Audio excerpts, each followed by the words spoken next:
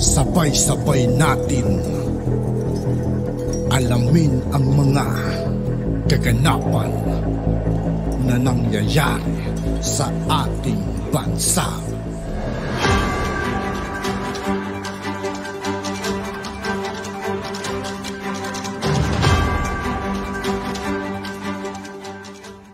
Yo, what's up mga kaibigan? This is I2K po again.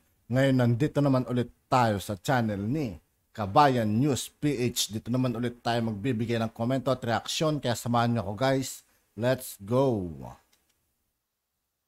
Patinag si dating Pangulong Rodrigo Roa Duterte dito kay Congresswoman Franz Castro matapos maglabas ng subpina ang Quezon City Prosecutor's Office laban sa dating Pangulo, kaugnay naman sa dapat yung kinukulong mga kaibigan no? Si Franz Castro itong isinampa sa mga bayan black kaniya ni Castro. Nagpapagulo sa Malacanang to nagpapagulo sa Kongreso, sa Senado. Sabi ng dating Pangulo, komunista itong si Castro at gusto lang sirain ng kongresista ang Pilipinas at palakasin ang partido nilang ideolohiya. Alam mo, itong si Franz, party list yan at they are the left who are the members of the Communist Party of the Philippines. Then they joined the mainstream. Sumingit sila sa mainstream. Mga rebelde yan eh. Gusto nila sirain ang Pilipinas. Baliktarin nila kasi gusto nila magkomunista yung partido nilang ideolohiya. Nagpasalamat naman si Castro sa Quezon City Prosecutor's Office dahil sa mabilis itong aksyon sa kanyang isinampang kaso dito kay dating Pangulong Duterte.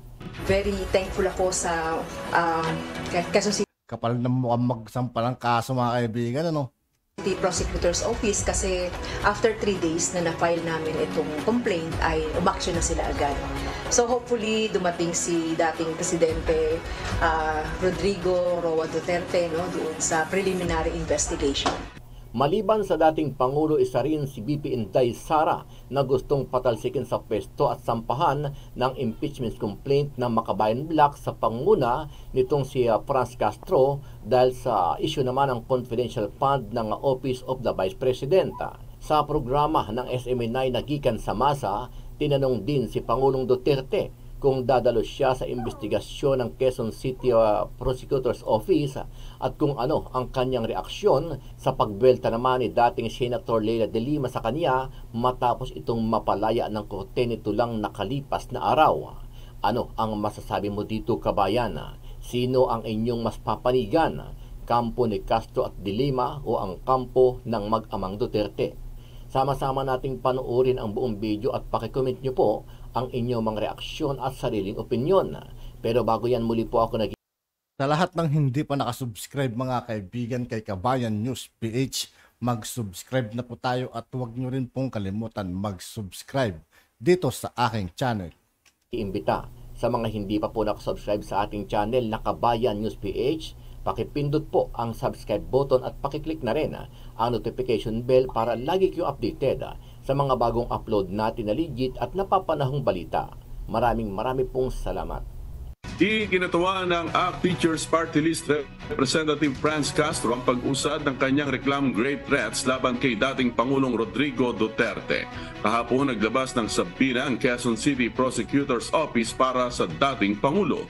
Para sa mambabatas, isa itong welcome development habang umaasa na tutugon sa mga aligasyon at aktibong makikilahok sa preliminary investigation ng former President. Inatasan ng Quezon City Prosecutor's Office si dating Pangulong Duterte na mag-attend sa Disyembre 4 at 11 ngayong taon na. Kinakailangan din niyang isumite ang kanyang counter-affidavit kasama ang mga affidavit ng kanyang mga saksi at mga suportang dokumento. Pakinggan natin ang pahayag ni ACT Teachers Party List Representative Franz Castro. Very thankful ako sa Quezon City Prosecutor's Office kasi after 3 days na na-file namin itong complaint. Thankful pa raw siya Tigas ng mukha, no? Ay umaksyon na sila agad. So hopefully dumating si dating Presidente Rodrigo Roa Duterte doon sa preliminary investigation. na pag-uusapan daw ng ilang kongresista at political party leaders ang posibilidad na maghain ng impeachment complaint laban kay VP Sara Duterte. Ayon po yan kay ACT Teachers Party List Congresswoman Franz Castro. Agosto ngayong taon nang umugong ang balibalitang sasampahan ng impeachment complaint si Vice President Sara Duterte. At ngayon, muli na naman niyang nabuhay. Sa panayam ng programang StoryCon ng One News kay ACT Teachers Party List Representative Franz Castro, ibinunyag niyang may mga naririnig siyang nag-uusap sa posibilidad ng impeachment sa pangalawang Pangulo. May mga may mga maritesan, mga Ayun, dito okay.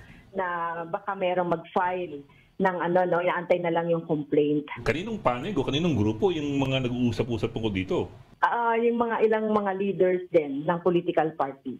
Nang tanungin naman si Castro kung may kinalaman dito ang minorya, ang sagot lang ng kongresista, wala pa sa ngayon as far as Makabayan Black is concerned. Kami naman ay nakikinig-kinig lang. nag-ugat daw ang ideya ng impeachment kasunod ng issue sa paglipat ng 125 million pesos na pondo mula sa Office of the President papuntang Office of the Vice President noong 2022 para magkaroon ng confidential funds ang OVP. Ang perang yan nagastos sa loob lang ng 11 araw.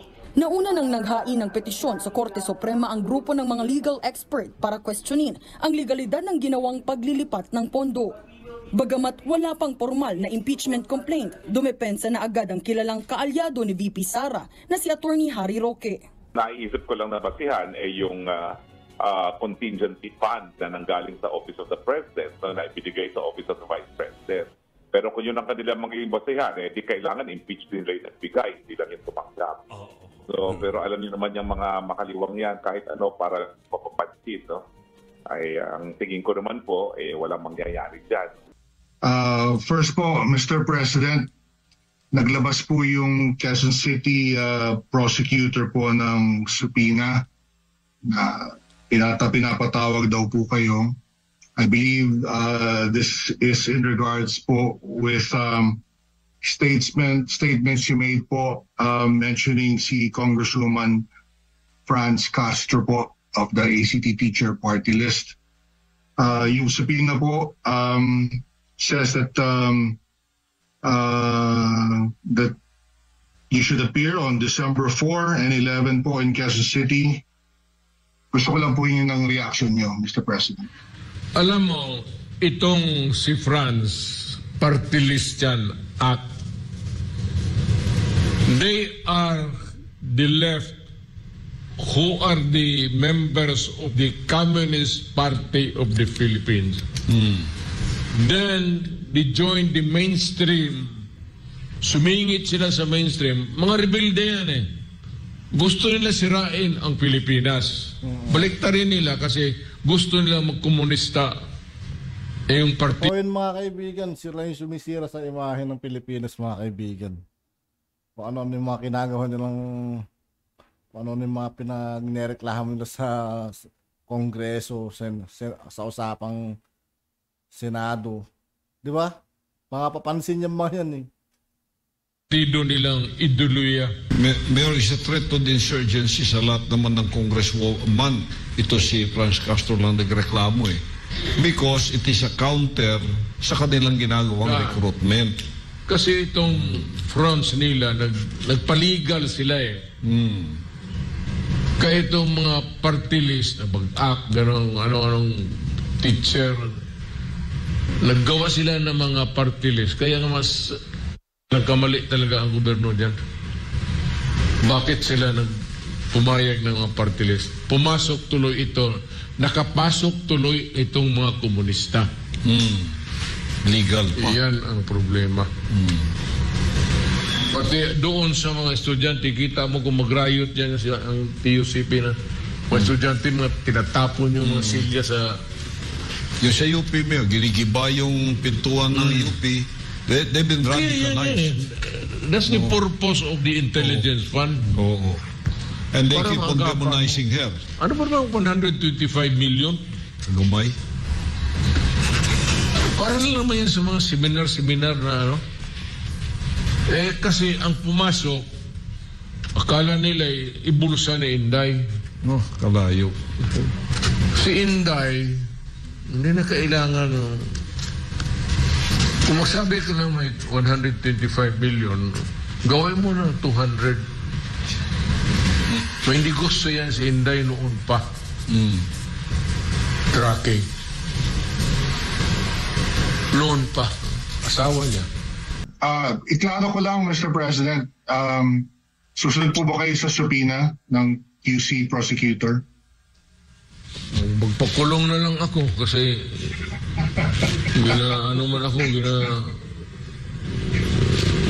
oppress ako ni Franz.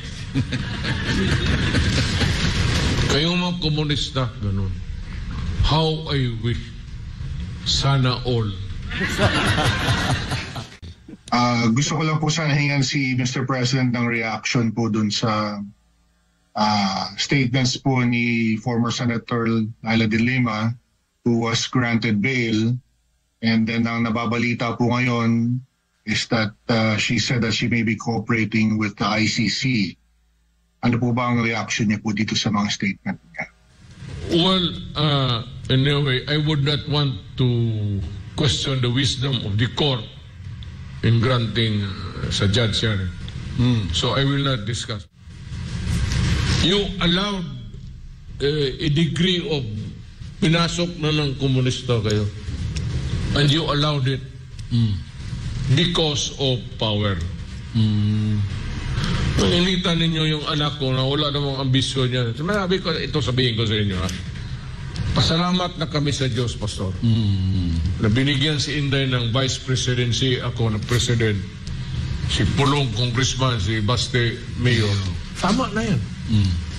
Para sa akin, okay na kami. Ako kay Inday, huwag ka na mag-ambisyon, Inday. Anak kita. Tapos na. At yun nga po mga kaibigan, dito po nagtatapos ang ating reaction video. Muli ako po si I2K ng Sundalo ng Dunggalo at 811. Maraming salamat sa patuloy na pagsuporta. Peace out.